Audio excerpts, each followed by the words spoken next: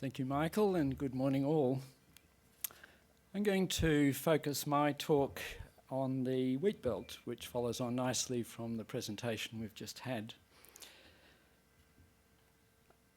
The wheat belt you can see in this image is the lighter coloured area of the southwest of Western Australia, about 20 million hectares, and 90 to 95% of that has been cleared. It used to be like this, the land of the Noongar people that we've just heard. And at this point, I'd like to pay my respect to elders past who witnessed this whole-scale destruction of their place, the place of their storylines and dreaming. And also the present and emerging leaders who are framing for us a dialogue towards a reconciliation pathway. So really appreciate the presentation from Karen and Germaine in that sense. Why the wheat belt for me? 1971, December, I just finished school and my brother just bought himself a new Torana XU1, and the older gentlemen in the hall will know the significance of the Torana XU1, Paul Brock and Bathurst and all of that. And we went for a trip out into the wheat belt. It was the first time I'd ever been to the wheat belt, and I was just left in awe of the magnificent enterprise and the landscape and of the people who'd created agriculture in that area and in a dry environment, tough soils, and that sense of awe has never really left me throughout my career. So I thought I'd focus on the wheat belt for this particular talk. Let's start with debunking a myth. Western Australia is not all sand. Nathan Robinson and colleagues recently did a study for the Soil CRC together with various state agencies, and they came up with 16.5 million hectares of sands across the southern states of Australia, most of that in Western Australia, and about 50% of the agricultural land in Western Australia is classified as sand. To be fair, there's probably another 20% where it's sand sitting on top of a clay horizon, but there still is 30% that's not sand. The great thing about this study from Nathan is that they discovered an extra 2.5 million hectares of sands across southern Australia. How good is that?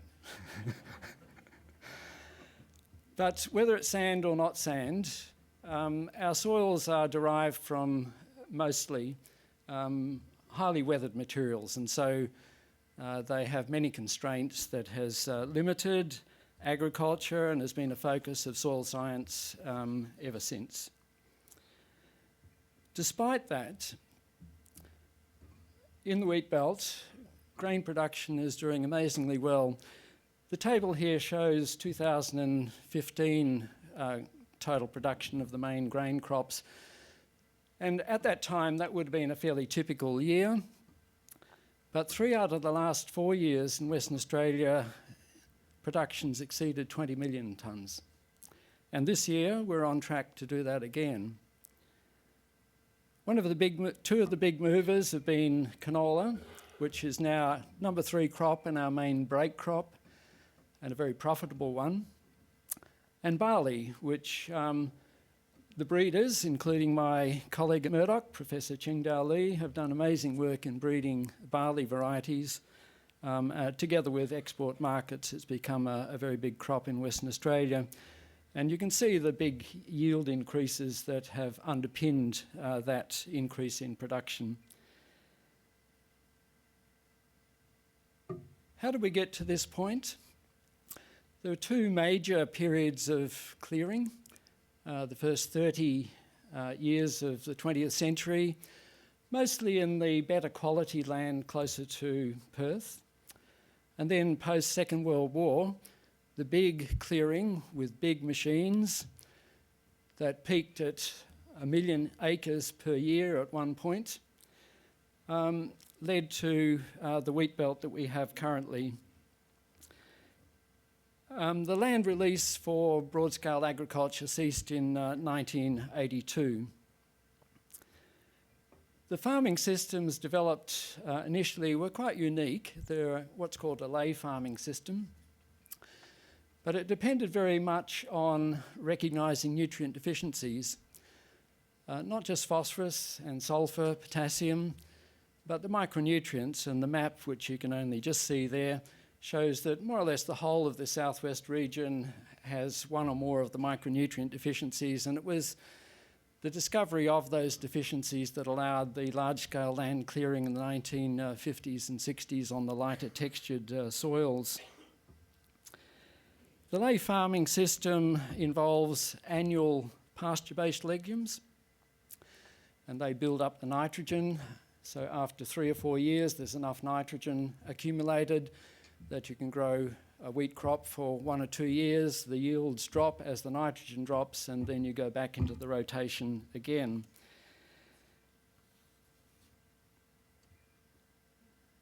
But there are unintended consequences, or there were. The 3 or 4 big one is secondary salinity. Over 1 million hectares have become salinised. Acidification of soils, erosion, and subsoil compaction. The erosion issue was largely addressed, not completely, but largely addressed by the no-till revolution. The figure on the right there shows the adoption curve of no-till, with Western Australia leading the way. In 1992, less than 5% of croppers were sowing crops with no-till. 10 years later, 80% were doing no-till, and it's now over 95%. For those of us in the room who do research that we hope is adoptable, you'd think you'd hit the jackpot if you achieved a technology or innovation that made that change in such a short period of time. The big irony is that researchers didn't play much of a role in that. It was mostly a farmer-led development or innovation. In 1992, farmers got together to form the West Australian No-Till Farmers Association, WANFA, who are our member in the Soil CRC, to become a platform for peer learning, farmer-to-farmer exchange, group learning, problem solving, and that's become a very powerful model that we now use in many of our programs for extending information. The adoption of no-till now is fairly well known, but I'd like to share with you a PhD study of Jo Fullwood.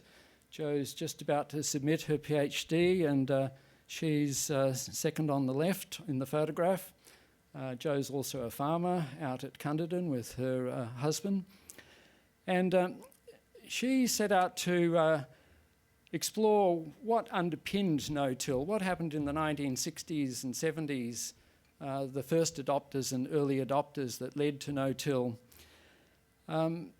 It showed that ICI, the chemical company that produced paraquat and diquat, played a very pivotal role in this. ICI recognised that farmer-to-farmer learning was a very powerful way of getting new technology or new ideas out into the rural community. And so they picked out some of the very early adopters and encouraged them to give talks at field days and public meetings, to be troubleshooters for other farmers, to go and help them solve problems when they were learning how to adopt the no-till. They also recognised that farmers adopt things not just based on yield, but on a whole farm business approach. And so they were able to show that the spraying to control the weeds and then direct drilling saved time. It enabled the farmers to sow crops 2 or 3 weeks earlier at least, save fuel. It enabled them to spend less money on machinery and the like. And these were the real selling points for growers, and explain why eventually no-till reached virtually all farmers in the grain industry in Western Australia. She also found, from interviewing about 30 of these early adopters, some common traits amongst them. All of them had some key problems that they had to solve on their farm. Different problems, but they were people who were tenacious and they weren't going to stop until they found a solution to that problem. Secondly, they were curious people. Curious in the sense that they were curious about learning, and they read at a time when it wasn't so easy to find information to read and learn. And some of them were inventors. And the other trait of them is that they were people who weren't bothered by what other people thought of them or said about them. And they all suffered a lot of criticism and sneering and belittling, being innovators and the first ones to try no-till. And they tell stories about how their wives would go to town and they would overhear conversations in the background at the shop saying, oh, her husband's a bit of a crazy guy trying no-till, but now everyone's doing it.